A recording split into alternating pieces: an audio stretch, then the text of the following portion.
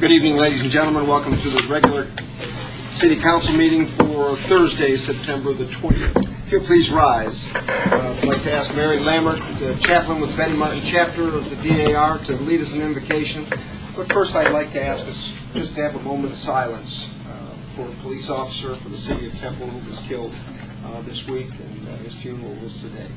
So if you could just join me in a moment of silence for Officer David Camp.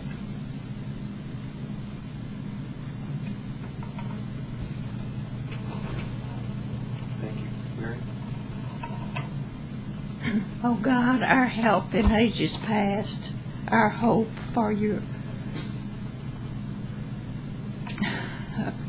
to come. I'm sorry. I'll start over. O God, our help in ages past, our hope for years to come. We once again commemorate the signing of the Constitution of the United States of America. We give you thanks for the men who crafted the Constitution to secure the blessings of liberty for themselves and their posterity.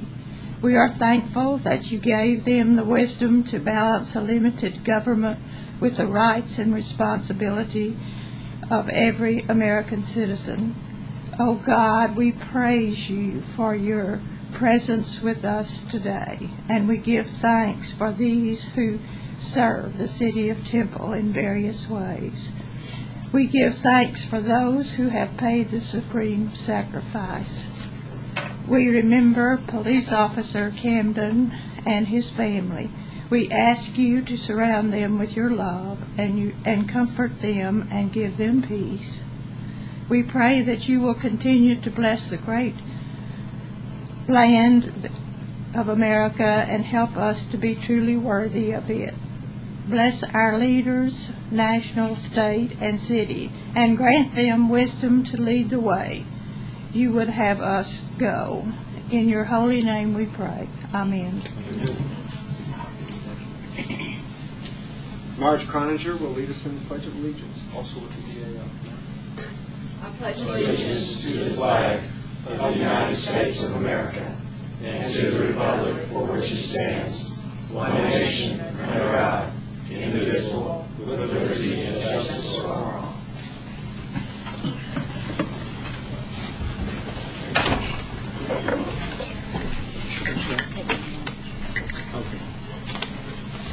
First thing we have on our agenda tonight is to offer a proclamation in recognition of Constitution Week. We've got three ladies that are here with us tonight that I would like to present this proclamation to. They're all with the Daughters of the American Revolution, and if you'll come forward, please. Let me present this proclamation to you. Right there. No, come over here, Charlie. You can stand right here. Come over here. Be right here. Ladies, thank you for requesting this proclamation and remembering the Constitution of the United States of America. And what a great document it is. And we don't think of it enough, and we don't honor and recognize it near enough. So we appreciate your remembering and asking for this. From the Office of the Mayor, this proclamation is offered. Whereas, during the week of September 17th through 23rd of 2007, the United States of America is celebrating the 220th anniversary of the signing of the Constitution, a powerful document which embodies the ideals of liberty under law, designed to maintain our free government in perpetuity as a more perfect union and to secure the blessings of liberty by the consent of the governed. Whereas the United States Constitution, the oldest written instrument of democratic rule in the world still in use, is a law for rulers and people, equally in war and peace, and covers with the shield of its protection all classes of men at all times and under all circumstances. Whereas it is timely and appropriate for us to keep in our hearts and minds the marvelous achievements of the constitutional republic and the high ideals of our founding fathers. And whereas this special observance offers the opportunity for the American people to rededicate themselves to the great principles that have formed the basis for our national strength and prosperity, it is truly a marvel that a group of people assembled from a small population could develop a document capable of guiding the course of this nation for over 200 years, the growth of that nation to become the greatest on earth. Now therefore I, William A. Jones III, Mayor of the City of Temple, Texas, in recognition of the importance of our Constitution and in recognition of the 220th anniversary of its signing, do hereby proclaim the week of September 17th through 23rd of 2007 as Constitution Week in the City of Temple, Texas. And I encourage all citizens to join with the Betty Martin chapter of the DAR to renew and deepen their appreciation of the unique and precious heritage passed on to us by our founding fathers, which heritage finds its most sustained and formal expression in our nation's guiding beacon, the United States Constitution. In testimony whereof I witness my hand in the seal of the City of Temple, Texas, on this 20th day of September of 2007. Ladies, thank you very much for all you do for our community, for our state, and for our nation.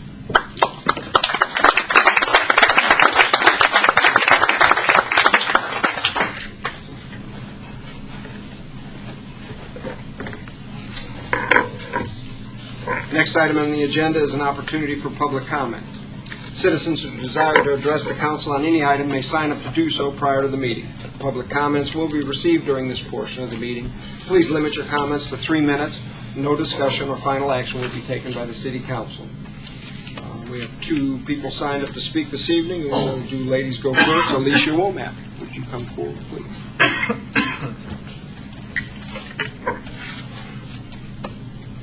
Good evening. How do you do? Welcome. How are you doing? Great. I'm new at this, so it's okay. I come with you tonight. I'm very, very concerned about... Just state your name and address. Oh, I'm sorry, for us, Alicia record. Womack. It's okay. You need my address? Please. 7214 Pappas Court in Temple, Texas. I live in the Meadow subdivision. I recently attended a meeting for my district concerning what was happening with the traffic and the population explosion on that side of Temple. I have lived in the Meadow since 1999, and since I've lived there, the population in that subdivision alone has quadrupled. We have since placed 5 businesses there with growth continuing. We have Shipley's Donuts, we have that strip center there with Farm Bureau. The longer I live there and the more the population grows that way, the more accidents and problems we're having with traffic. This morning actually was, for lack of a better term, the straw that broke the camel's back. We had a massive car accident there this morning that involved 3 vehicles. This is almost becoming a weekly occurrence in our neighborhood. I am gravely concerned for my safety and the safety of my child, who himself will be driving in a few years. I am concerned for the safety of all of the citizens in that division. I know there's been exponential growth out there. I have called everyone that I know to call. I have called the city. I got sent over to TxDOT, said it was their problem. TxDOT has sent me back to you. I'm coming to you guys asking what I need to do to get a traffic signal or some type of traffic control in that neighborhood. It is extremely dangerous, and I am concerned for everyone's safety. I have talked to the business owners there. They have voiced their concerns as well. They are very concerned with the proposed development out there with other retail centers. It's only going to get worse. And there have been mornings, and I have stated this before at the meeting, when we went to the planning meeting, there have been times when I've actually sit at the neighborhood to make a left turn onto West Adams, and I have sat in that position for 8 minutes and not been able to leave.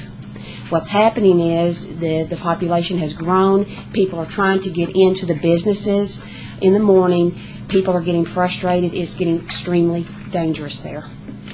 I am willing to do a petition, whatever I need to do to ensure our safety. And I come to you to ask you what I need to do to make it safer for us there. Okay? Thank you very much. Thank for being you. here. Thank you. You do know that we can't comment back to you. Absolutely. Okay, I just didn't want you to think. Okay. Thank you. Next, Mr. Milton Hensley.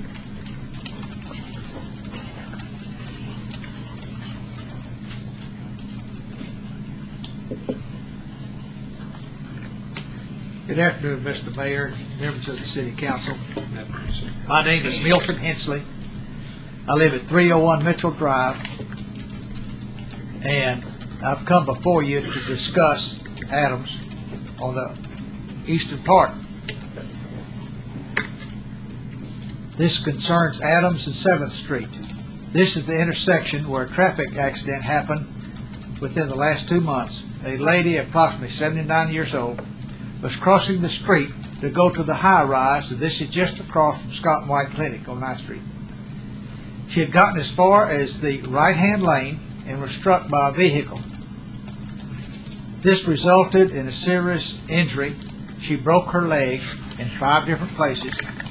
Her skull was fractured. In this past 2 months, there has been 3 automobile accidents there, and one of the automobiles was flipped over and landed up on the property. I have visited with several of the residents that live in the high-rise. They said that a traffic light is needed there, and I know that there is a lot of traffic in this area.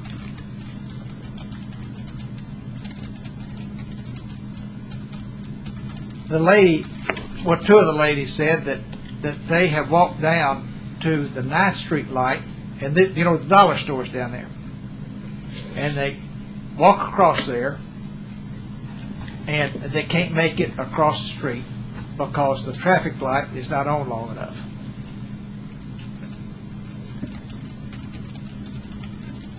If a traffic light is put at this place, it will give the older people more of an opportunity to cross the street safely. But the light is going to have to be on long enough for them to get across the street. I don't know, y'all don't have this problem now, but you're going to have if you live long enough, and you're going to live long enough.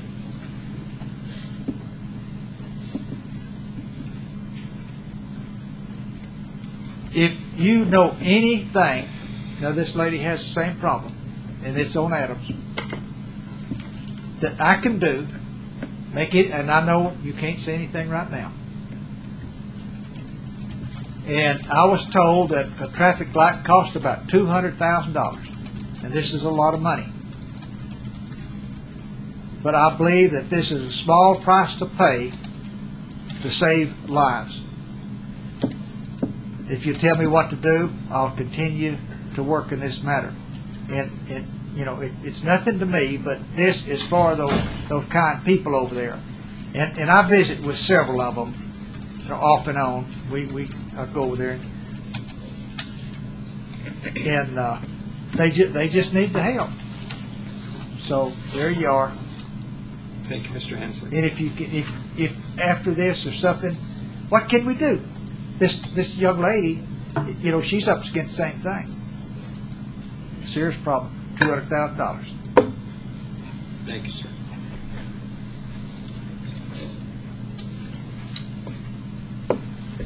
Next item on our agenda is the consent agenda. All items listed under this section, consent, are considered to be routine by the City Council and may be enacted by one motion. If discussion is desired by the Council, any item may be removed from the consent agenda at the request of any council member, and it will be considered separately.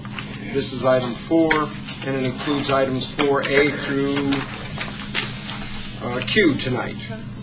Are there any items, Council, that you wish to be pulled from the consent agenda? Item I, please. Item I, all right. Item M, please. Okay. I and item M.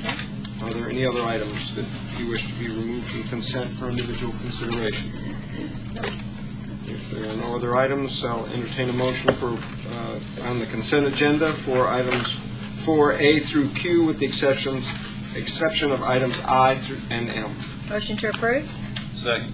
Have a motion and a second to approve the consent agenda, except items I and M. Further discussion? There being none, Madam Secretary. Councilmember Jeter. Aye. Mayor Pro Tem Tyrell. Aye. Councilmember Schneider. Aye. Mayor Jones. Aye.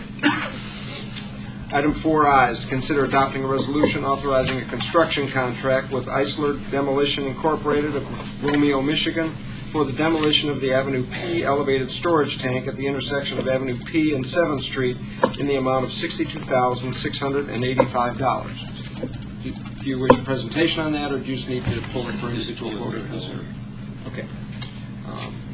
If there's no discussion on this, I'll entertain a motion for item 4I.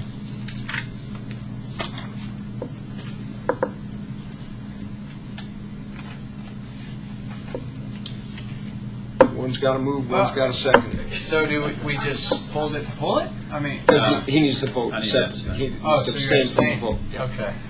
Okay. Motion to approve?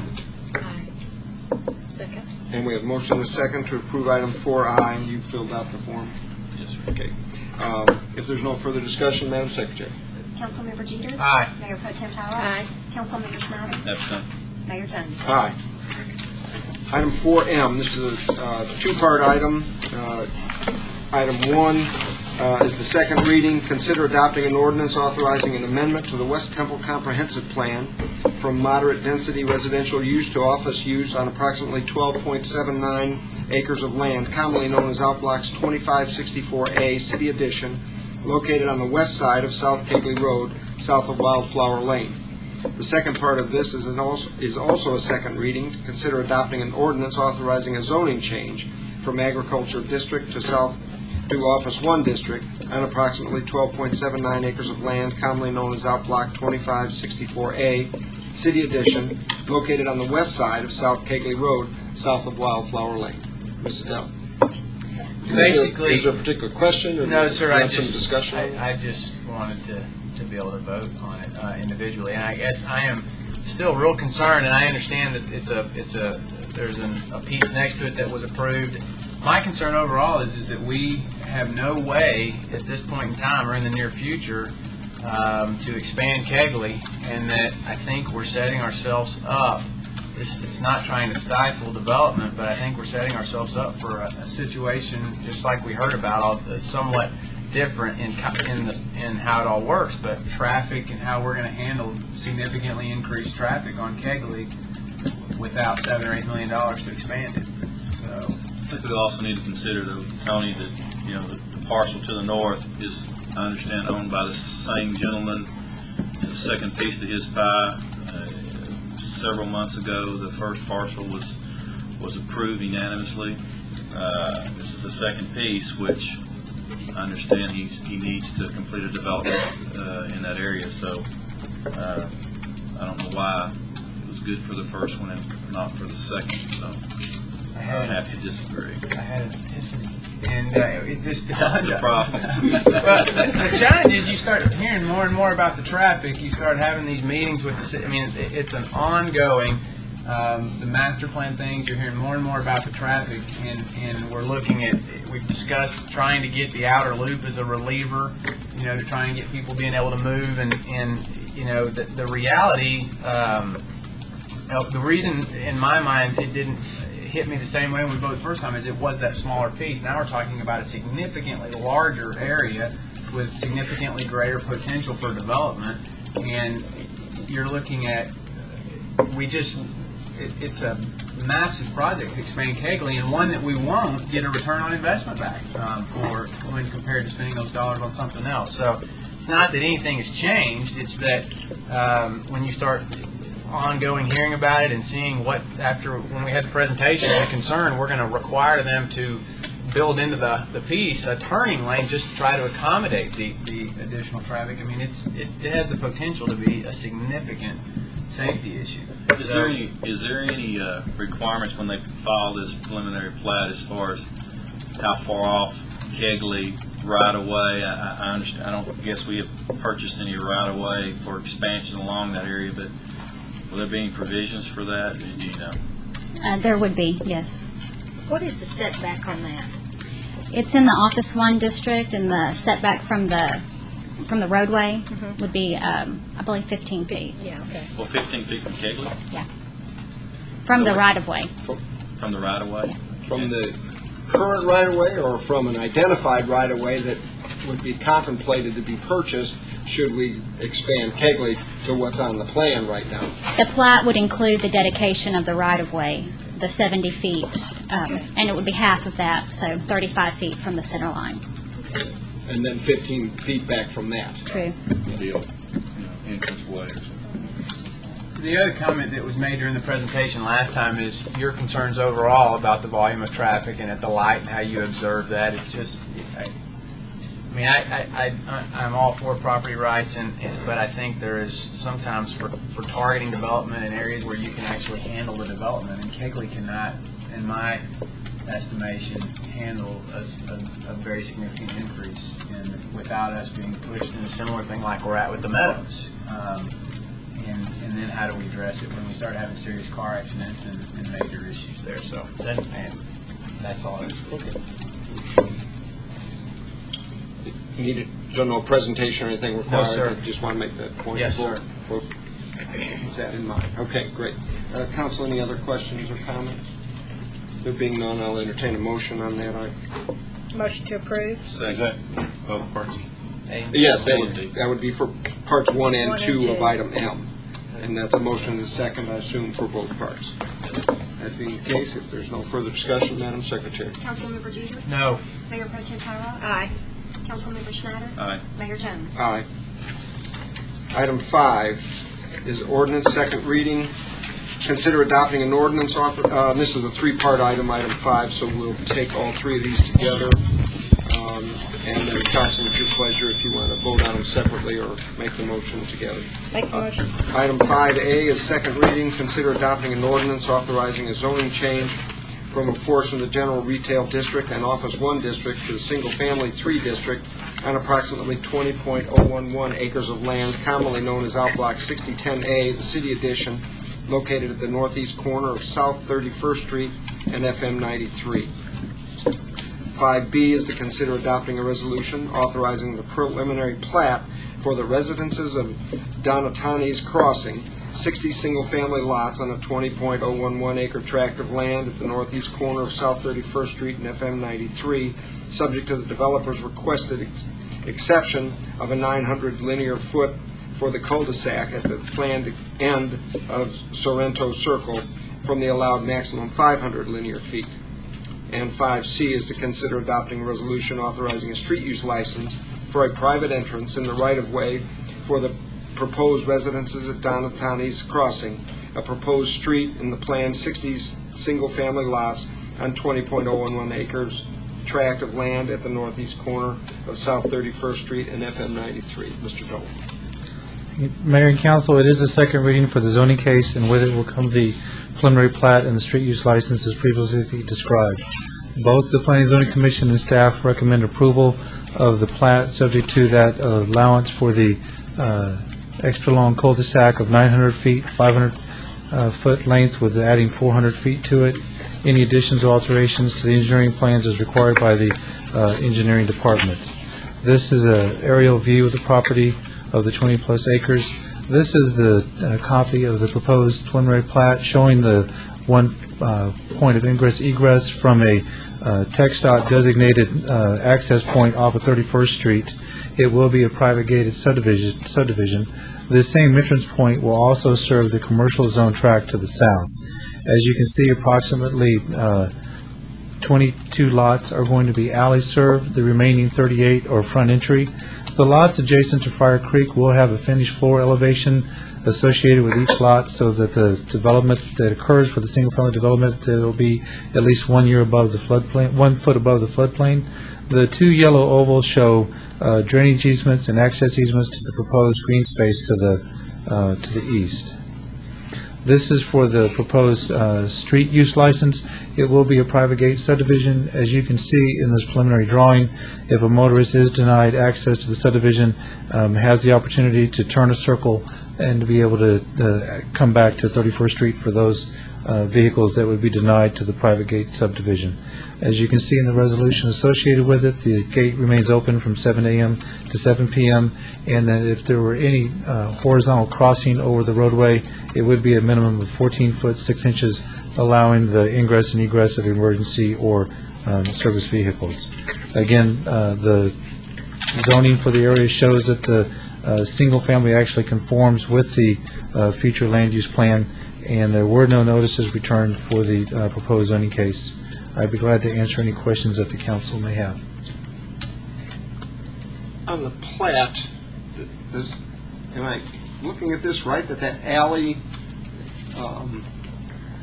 that goes behind the houses on Milan Court, does it loop back around and back behind the houses, and so that alley goes between the fence that's between 31st Street and the house? I assume there's a fence there. It would be a proposed screening fence between the alley and the roadway, yes, sir. Okay, and so that is an alley that goes behind the houses on both sides of Milan? Yes, sir, in this area in here, Yeah, right, okay.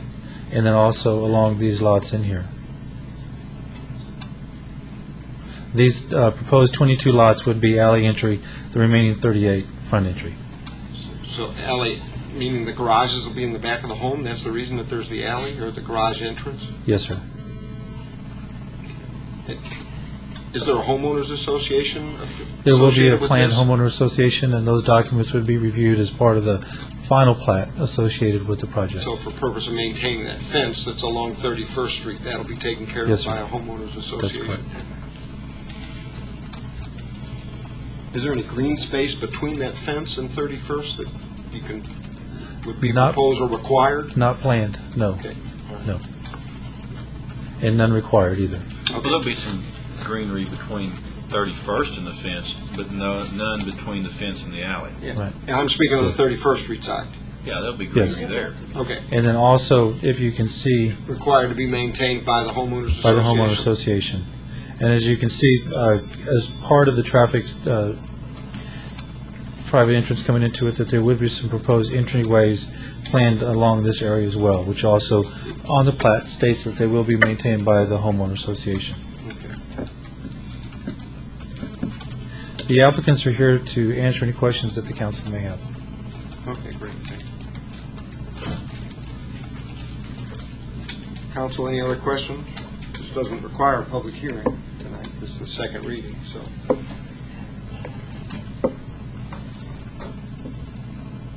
I've been briefed over all this. If there's no other questions relating to this subdivision, entertain a motion on this item. On this item, and it's your pleasure, you can take all three together, 5A, B, and C, or separately. I'd like to take 5A, B, and C, and I'd like to make a motion to approve. We have a motion for approval of items 5A, B, and C. Is there a second? Second. Motion and a second. Further discussion? There being none, Madam Secretary. Councilmember Jeter. Aye. Mayor Pro Tem Tyrell. Aye. Councilmember Schneider. Aye. Mayor Jones. Aye. Item 6, board appointments. We have, looks like 5 appointments to make this evening, or 5 different committees to make appointments for this evening. There's no objections. We'll take these individually again, as we did the last meeting. Animal Services Advisory Board, a 3-year term. Excuse me, this is for an unexpired term that expires September 1st of 2008 due to a resignation, and it's recommended by staff to appoint Barbara Brown to fill the unexpired term through September 1st of 2008. She's indicated a willingness to serve and has completed the board form. Is there a motion to approve Ms. Brown? Motion to approve? Second. I have a motion and a second to appoint Barbara Brown to the Animal Services Advisory Board for a term of 1 year to expire September 1st, 2008. If there's no further discussion, Madam Secretary. Councilmember Jeter. Aye. Mayor Pro Tem Tyrell. Councilmember Schneider. Aye. Mayor Jones. Aye. Convention Center and Tourism Board, appointment of an individual to, for a 3-year term expiring September 1st of 2010. Mr. David Perez Guerra has indicated a willingness to serve, has applied and filled out a board form. Entertain a motion for approval of Mr. Perez Guerra. Motion to approve? Second. Motion and a second. Further discussion? Being none, Madam Secretary. Councilmember Jeter. Aye. Mayor Pro Tem Tyrell. Aye. Councilmember Schneider. Aye.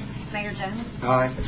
Temple Economic Development Corporation, 1 term expiring September 1st of 2010 for a 3-year term. This would be a Chamber of Commerce representative, and it's the recommendation from the Temple Chamber of Commerce Board to appoint Mr. Pat Patterson to that position. Is there a motion to approve that suggestion from the Chamber? Motion to approve. Second. I have a motion and a second to appoint Mr. Pat Patterson to the Temple Economic Development Corporation. If there's no further discussion, Madam Secretary. Councilmember Jeter. Aye. Mayor Pro Tem Tyrell. Aye. Councilmember Schneider. Aye. Mayor Jones. Aye. Excuse me. Congratulations. Temple Public Safety Advisory Board, we've got a couple of positions open due to some resignations, and tonight we have one individual to appoint, Mr. Benny Ismaili, to fill an unexpired term through September 1st of 2008. Entertain a motion to appoint Mr. Ismaili. Motion to approve. Second. Motion is second. Is there further discussion? Madam Secretary. Councilmember Jeter. Aye. Mayor Pro Tem Tyrell. Aye. Councilmember Schneider. Aye. Mayor Jones. Aye. The Transit Service Advisory Committee, we do not have anyone to recommend this evening. We're soliciting from citizens that would be willing to serve on the Transit Advisory Committee, which is a 2-year term, and we have a term that's expiring September 1st. It actually should be 2009, not 2010 if it's a 2-year term. Correct. Okay, so September 1st of 2009. And also, we have an opening for Temple Public Safety Advisory Committee. So any citizens that wish to apply for either of those positions may call the City Secretary's office to find out the qualifications for those 2 particular positions, and we'd be glad to entertain your serving in the city in that manner. Ladies and gentlemen of the council, if there is nothing further that you have for this evening. Mayor, Mr. Graham, he wanted to go ahead and cheer the Aggies on tonight, too. I want to get that on the record.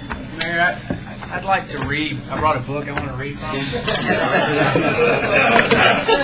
Maybe, I'd like an hour and a half to do that. You're going to save them for themselves? Yes, sir, we don't want them to watch it and get upset, so.